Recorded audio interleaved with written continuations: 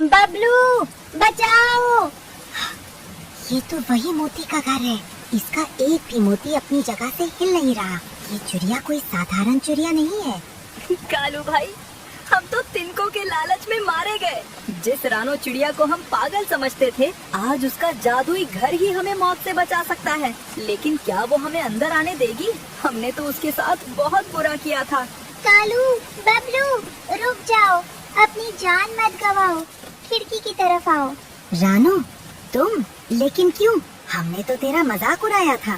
घने जंगल में रानो नाम की एक सीधी और मेहनती चिड़िया अपने बेटी गुड़िया और बेटे कुक्कू के साथ एक तिनकों के छोटे से घोंसले में रहती थी।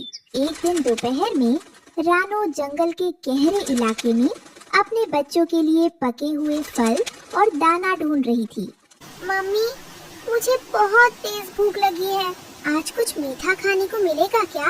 कुकू, थोड़ा सब्र करो। मम्मी इतनी कड़ी धूप में हमारे लिए ही तो मेहनत कर रही है। हाँ मेरे बच्चों, बस थोड़ा सा और आगे चलते हैं। उस घने बरगद के पास बहुत सारे मीठे फल लगे हैं। जैसे ही रानो बरगद के पेड़ के नीचे पहुंची, उसकी नजर मिट्टी में आधे दबे हुए एक पुरानी लकड़ी के संदूक पर पड़ी। उस संदूक पर अजीब से जादुई चिन्ह बने हुए थे। अरे, यहाँ बरगद की विशाल जड़ के पास ये क्या है? इतना पुराना संदूक। मम्मी देखो, इसमें से हल्की हल्की नीली चमक बाहर आ रही है। मम्मी मत छुओ, कहीं इसमें कोई भूत तो नहीं? डर मत कुकू, मैं देख कर आती हूँ। जैसे ही रानो ने अपनी चोंच से उस संदूक की कुंडी को छुआ, अचानक आसमान में एक मीठी संगीतमय ध्वनि गूंज उठी। संदूक धीरे धीरे खुला और उसमें से चमकते हुए अनगिनत नीले सफेद जादुई मोती निकलने लगे। प्रणाम रानो चिड़िया, मैं इस जंगल का प्राचीन जादुई संदूक हूँ। 100 सालों से मैं किसी सच्चे, दयालु और मेहनती पक्षी का इंतजार कर रहा था। तुम्हारी मेहनत और बच्चों के प्रति निस्वार्थ प्रेम देखकर मैं जाग उठा हूँ। जादुई ट्रंक, ये सब मोती?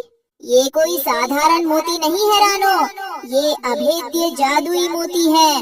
इनसे तुम जो भी ढांचा बनाओगी, वो दुनिया के सबसे बड़े तूफान, बारिश या आग से भी कभी नहीं टूटेगा।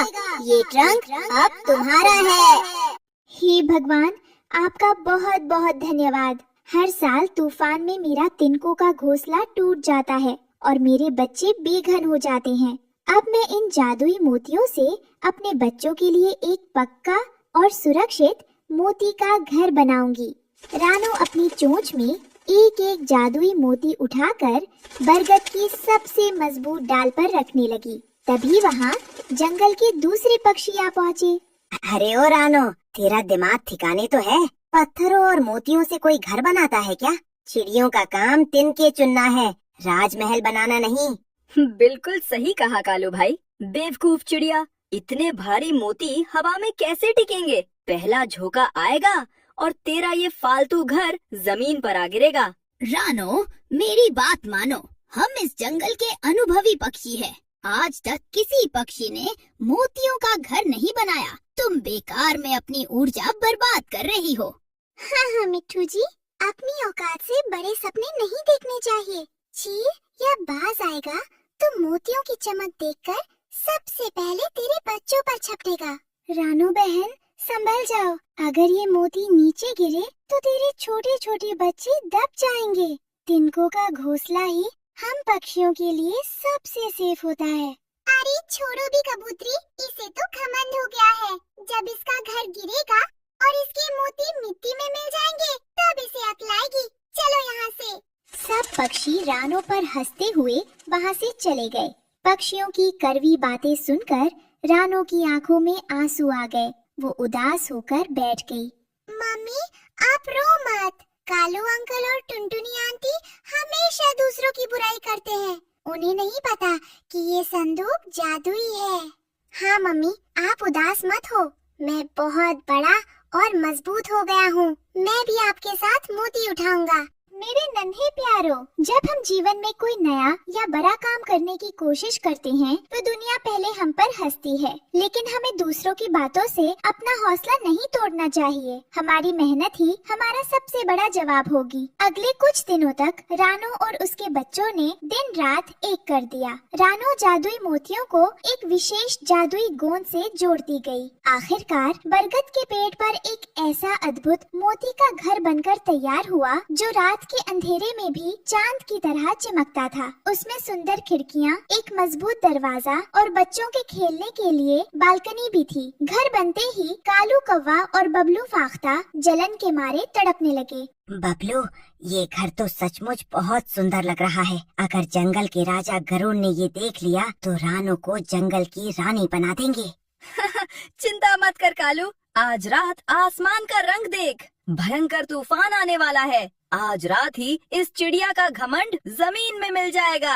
देखते ही देखते आसमान में काले कहाड़ बादल छा गए। हवाएं इतनी तेज हो गईं कि बड़े बड़े पेड़ उखड़ने लगे। बिजली की कड़क से पूरा जंगल कांप उठा। बचाओ, बचाओ, मेरा घोंसला हवा में उड़ गया। मेरे अंडे, हे भगवान। तोती, जल्दी निकलो, बरगद की डाल टूट रही है, हमारा घर तबाह हो गया।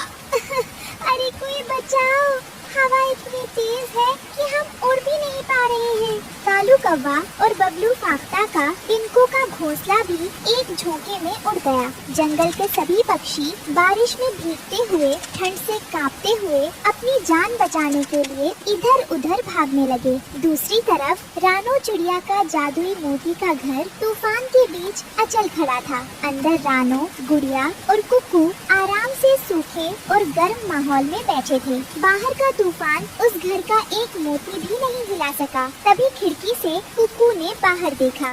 मम्मी, बाहर देखो, टुनटुनी आंटी और मिट्ठू अंकल बारिश में भीग रहे हैं। कालू अंकल तो ठंड से कांप रहे हैं। मम्मी, भले ही उन्होंने हमें ताने मारे थे, लेकिन इस समय वे बहुत मुसीबत में हैं। क्या हम अपने घर का दरवाजा उनके लिए खोल दें? शाबाश मेरे बच्चों, बुराई का जवाब बुराई से देना बहुत आसान है, लेकिन असली इंसानियत और पक्षी धर्म वही है जो अपकार करने वाले के साथ भी उपकार करे। रानो ने तुरंत अपने मोती के घर का भारी जादुई दरवाजा खोला। मिट्ठू भाई, टुनटुनी बहन, कालू, बबलू, भागकर यहाँ आओ, मेरे मोती के घर के अंदर आ जाओ। तुम सब यहाँ सुरक्षित रहोगे। भीगते और डरते हुए सभी पक्षी एक एक करके रानो के मोती के घर के अंदर आ गए। घर के अंदर आते ही उन्हें अद्भुत गर्माहट और शांति का एहसास हुआ। जब तूफान थमा और सुबह की पहली किरण निकली तो जंगल के सभी पक्षी शर्म से अपना सिर झुकाए खड़े थे। रानो बहन, आज तुमने हमारी जान बचाई है। हमने तुम्हारे हुनर और तुम्हारी सोच का मजाक उड़ाया था, लेकिन आज तुमने साबित कर दिया कि तुम्हारा दिल तुम्हारे इस मोती के घर से भी ज्यादा सुंदर और बड़ा है। मुझे माफ कर दो रानो बहन, मैं तुम्हें ताने देती थी, लेकिन तुमने मुसीबत के समय मुझे अपने घर में शरण दी। रानो, मुझे अपनी गलती का एहसास हो गया है। मैंने सोचा था कि मोती से घर नहीं बन सकता, लेकिन तुम्हारी मेहनत और जादुई विश्वास ने मुझे गलत साबित कर दिया। आज से मैं कभी किसी की मेहनत का मजाक नहीं उड़ाऊंगा। हाँ रानो बहन, तुम इस जंगल की सबसे समझदार और दयालु चिड़िया हो। दोस्तों, पुरानी बातों को भूल जाइए, बस हमेशा याद रखिए, जब भी कोई नया या अनोखा काम करने की कोशिश करे तो उसका मजाक उड़ाने के बजाय उसका हौसला बढ़ाइए। एकता और मेहनत में ही सबसे बड़ी ताकत होती है। और हमारा जादुई मोती का घर हर मुसीबत में आप सबके लिए हमेशा खुला रहेगा।